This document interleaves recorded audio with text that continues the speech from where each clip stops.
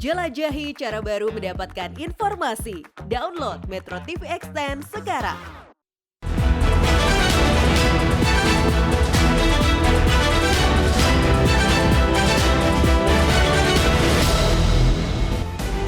Halo, selamat malam pemirsa. Pemilihan Presiden 2024 mendatang sangat menentukan bagi nasib ratusan juta anak bangsa Indonesia. Pasalnya siapapun yang terpilih menjadi penerus Joko Widodo nantinya akan menanggung beban berat untuk mencapai Indonesia Emas 2045. Rakyat tentu saja menginginkan negara ini naik kelas, menjadi negara maju. Dan dari sinilah timbul pertanyaan, mampukah para capres yang akan berkontestasi di Pilpres nanti mengemban tugas berat itu? Inilah yang akan kami sajikan dalam editorial pada malam hari ini. Capres yang membuat Indonesia melompat maju. Bersama saya, Afiani Malik.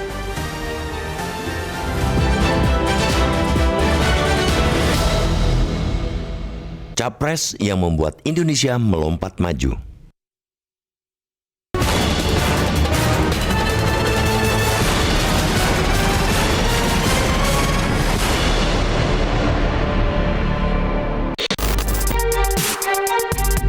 Ajang pemilihan umum atau pemilu merupakan salah satu momen paling penting dalam penyelenggaraan negara.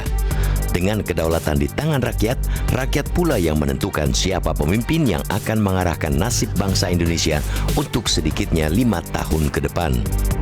Tiap pemilu merupakan kesempatan amat berharga, namun momentum pemilu selama beberapa periode ke depan lebih istimewa atau bahkan dapat dikatakan sebagai momentum kritis dalam kemajuan Republik Indonesia.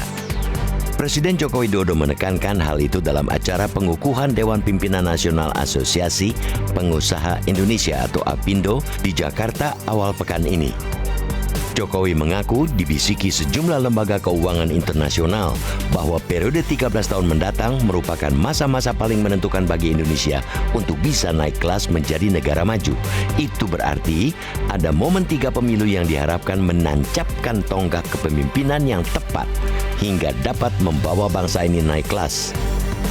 Ketiga momen pemilu itu yakni di 2024 yang kini sudah dimulai tahapannya. Berikutnya adalah pemilihan umum di 2029 dan 2034. Di periode tersebut, Indonesia harus memanfaatkan bonus demografi sekaligus menggencarkan hilirisasi industri. Dua hal itu menjadi kunci utama bagi Indonesia untuk melompat menjadi negara maju dari posisi saat ini yang masih sebagai negara berkembang. Peluang tersebut juga tidak terlepas dari visi Indonesia Emas 2045 untuk mewujudkan negara yang berdaulat, maju, dan berkelanjutan. Menteri Keuangan Sri Mulyani menyebut ada 4 syarat untuk mencapai visi jangka panjang itu, yaitu sumber daya manusia berkualitas, ketersediaan infrastruktur, kelembagaan yang berkualitas, serta kebijakan pemerintah. Keempat syarat itu bertautan dan saling menopang dengan kebijakan pemerintah sebagai sektor hulu. Dan sesungguhnya peletakan dasar-dasar pijakan untuk melompat juga meliputi periode beberapa tahun belakangan. SDM berkualitas tidak akan tersedia tanpa kebijakan pendidikan yang tepat dan terarah. Tahun ini pun, dunia pendidikan masih berkutat dengan persoalan kisruh pelaksanaan sistem zonasi dalam penerimaan siswa baru. Kecurangan dengan permainan demi meraih keuntungan pribadi dengan memanfaatkan celah-celah di PPDB marak terjadi. Pantas saja korupsi sangat sulit diberantas. Sedari usia belia anak-anak Indonesia disuguhi teladan yang menyuburkan sikap permisif pada korupsi. Belum lagi permasalahan tingginya angka prevalensi kekerdilan atau stunting pada anak. Kekerdilan berhubungan dengan tingkat kecerdasan dan kesehatan fisik. Meski Indonesia berhasil menekan angka stunting dari 37,8% di 2013 menjadi 27,67% di 2019, prevalensi kekerdilan pada anak masih melampaui angka toleransi kurang dari 20% yang ditetapkan WHO. Upaya menurunkan angka stunting juga terhambat oleh pandemi COVID-19 yang melumpuhkan sendi-sendi kehidupan masyarakat selama hampir 3 tahun. Berbagai permasalahan tersebut membuat tuntutan kepada Presiden terpilih tidak main-main. Pekerjaan berat menanti di depan mata. Kemenangan dalam pemilihan presiden bukan anugerah melainkan beban amanat rakyat yang harus dipikul. Pembenahan-pembenahan untuk bisa naik kelas semua tergantung presiden yang terpilih nantinya. Untuk itu, rakyat perlu memanfaatkan kesempatan jelang pemilu untuk menimbang-nimbang pilihan calon presiden. Visi perubahan atau keberlanjutan dari Capres dalam pemilu 2024 ditentukan oleh seberapa jauh kualitas perubahan dan kualitas keberlanjutan yang ditawarkan. Yang pasti, tantangan kepemimpinan bangsa dan negara ini ke depan jauh lebih kompleks dan dinamis, sangat dinamis. Cermati rekam jejak, kecerdasan, dan karakter Capres. Jangan sampai salah memilih pemimpin yang membuat bangsa ini gagal meraih visi Indonesia Emas 2045.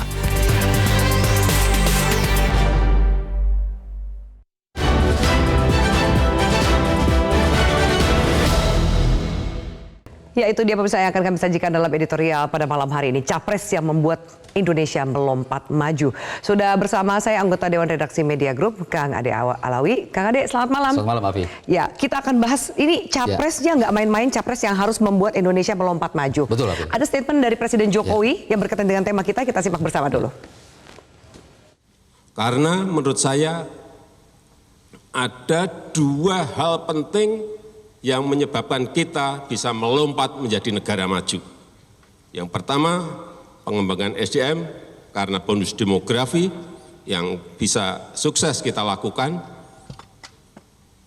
Sekarang ini belum.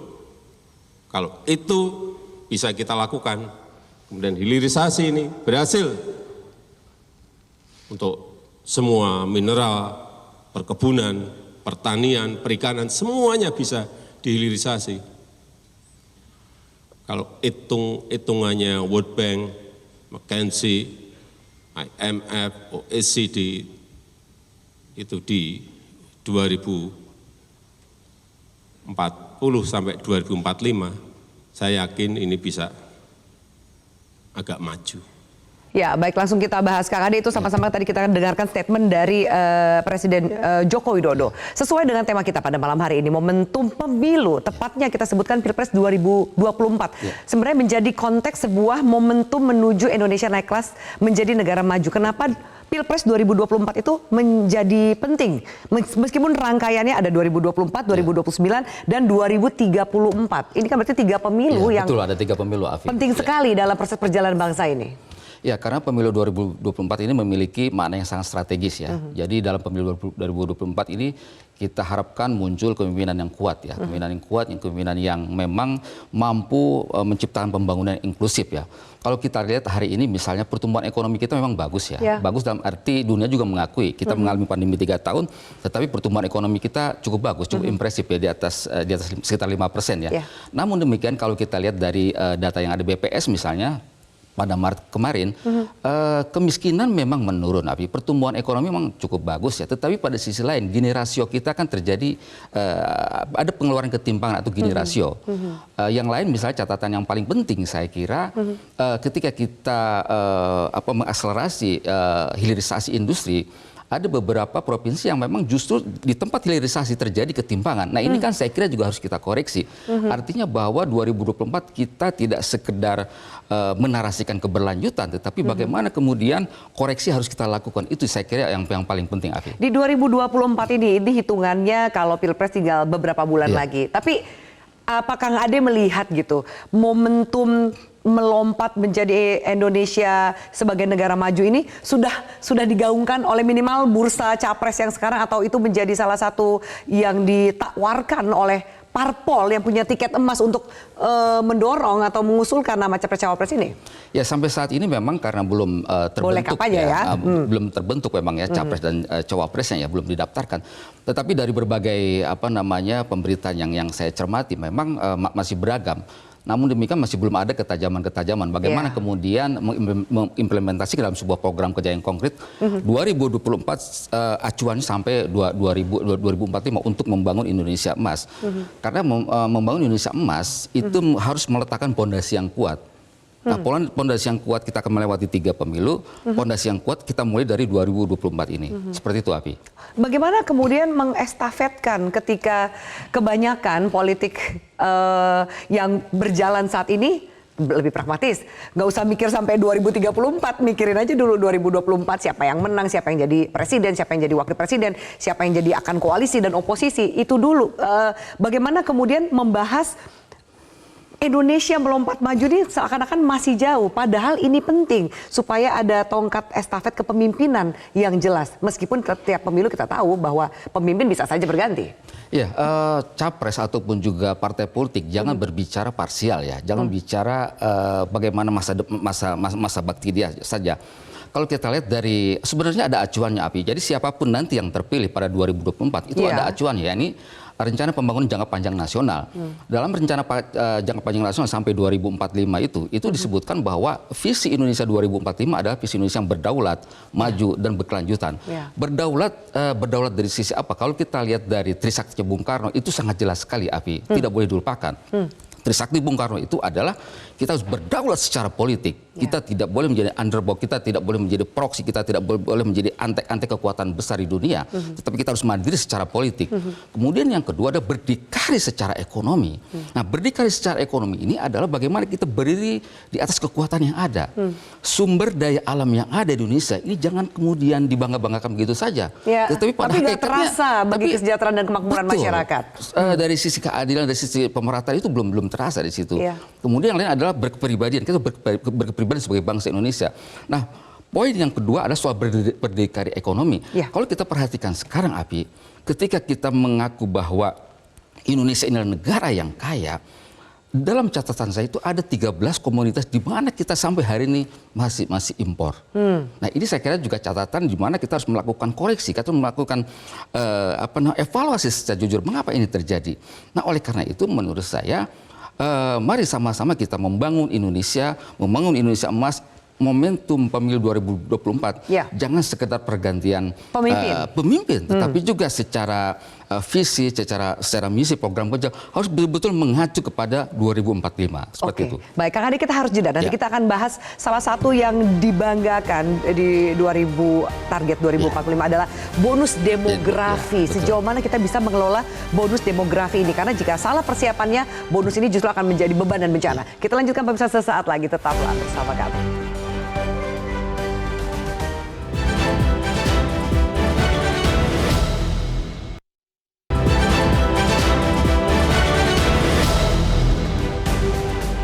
Iya, baik. Kang Ade dan juga pemirsa, kami tampilkan angka prevalensi balita stunting di Indonesia. Nah, sebenarnya angka stunting ini menurun, Kang Ade. Kita lihat dari grafik dari 2018 sampai 2022, target dari WHO sendiri sebenarnya adalah 20%. Hari di 2022 itu 21,6%. Kenapa kita angkat stunting? Karena kita bicara soal kualitas dari sumber daya manusia yang memang sangat diperlukan ketika Indonesia mau melompat menjadi negara maju. Apa tanggapan dari Kang Ade? Selain stunting, apa yang akan perlu dipersiapkan secara SDM-nya? Ya, stunting saya kira salah satu indikator ya.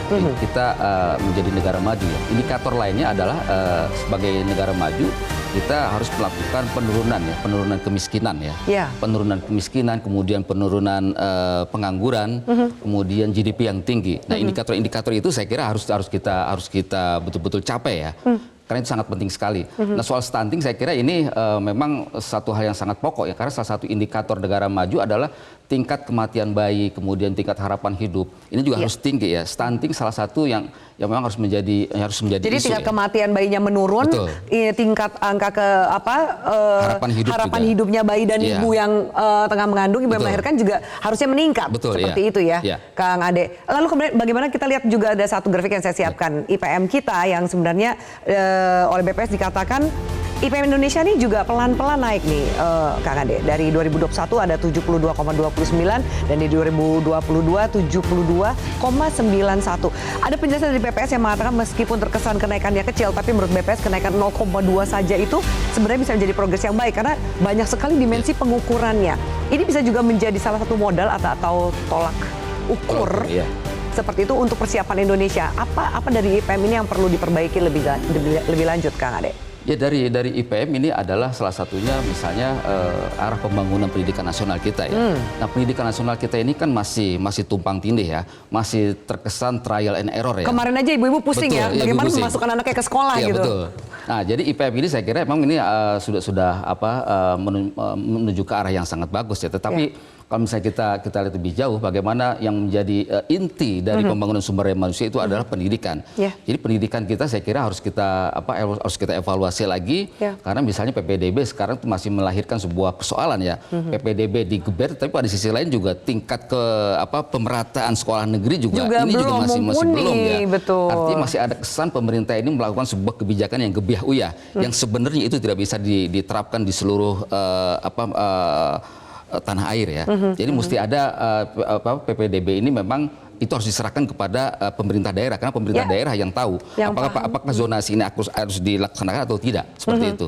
Karena kebutuhan dari sekolah ada persiapan infrastrukturnya berbeda dengan kebutuhan di tiap daerah gitu. Betul, Afi. Satu yang sempat disampaikan oleh Presiden mengenai hilirisasi. Kenapa kemudian ini penting, dan kita lihat sekali bahwa pemerintah tengah gencar melakukan hilirisasi di berbagai industri. Ya, ini sebenarnya upaya yang menurut saya out of the box ya, upaya yang berani dari pemerintahan Jokowi, terus itu harus kita akui ya. Hilirisasi nikel misalnya terjadi kenaikan ya sampai 120% ya. Bagaimana nikel ini bisa menciptakan sebuah pendapatan yang sangat bagus ya. Namun di sisi lain ya, saya kira ini sudah oke ya. Hilirisasi ini pemerintah sudah menyiapkan 21 hilirisasi sumber daya alam, ada 8 yang strategis hilirisasi. Namun demikian ini juga harus menetes ke bawah, harus trickle down gitu. Jadi kue pembangunan yang dinikmati dari hilirisasi ini harus dinikmati oleh masyarakat bawah gitu. Di Sultra misalnya, Sultra kemudian di Papua, di Maluku, ini kan terjadi ketimpangan, Api. Jadi ketika pendapatan tinggi, tetapi masyarakat miskin juga naik. Juga ada. Belum lagi problem lingkungan di sana, Api. Kalau kita lihat dari nikel misalnya, beberapa yang kita lihat dari NGO yang melakukan investigasi di sana, di situ ada problem kerusakan lingkungan juga. Ada air bersih masyarakat yang terganggu. Jadi hilirisasi tidak semata-mata mengejar pertumbuhan ekonomi, tetapi sisi lain juga aspek ekologis juga harus kita perhatikan.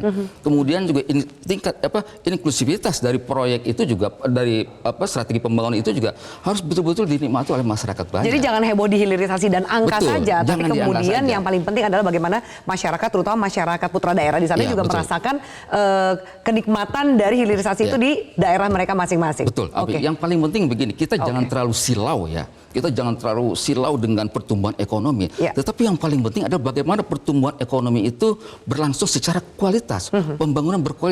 Inilah yang saya kira juga dicita-citakan oleh founding father kita. Oke, baik. Kang Adi, kita lanjutkan diskusi yang semakin menarik ini. Kita lanjutkan, pemirsa, tetaplah bersama kami. Kami akan tampilkan seperti apa tanggapan dari para netizen. Tetaplah bersama kami di Metro TV.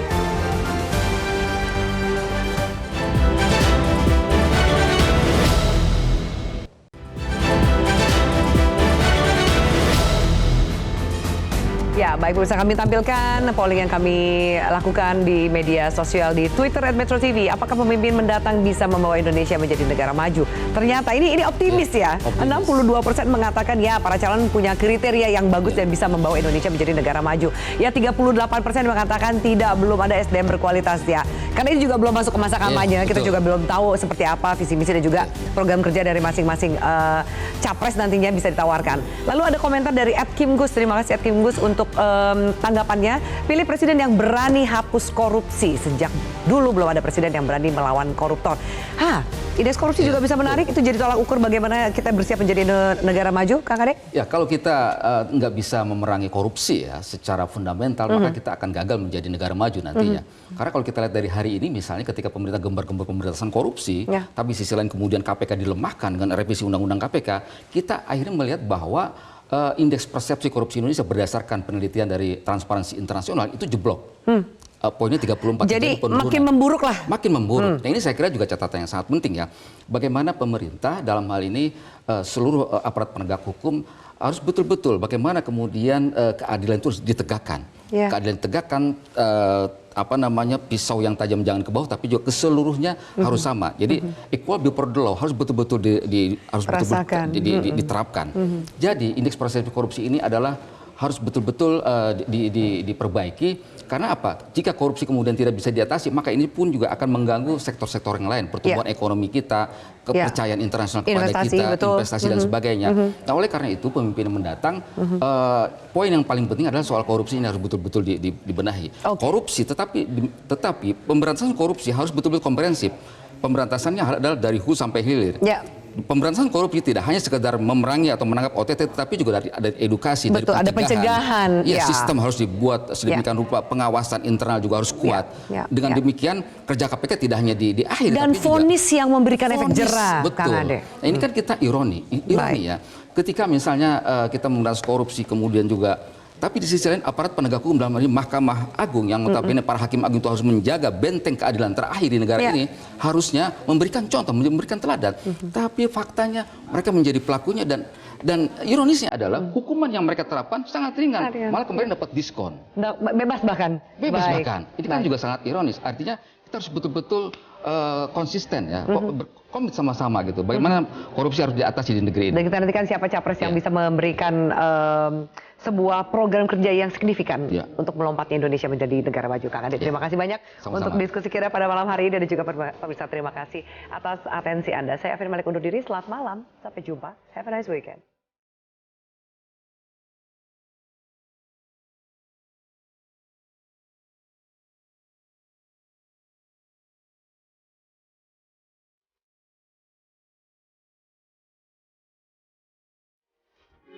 Metro TV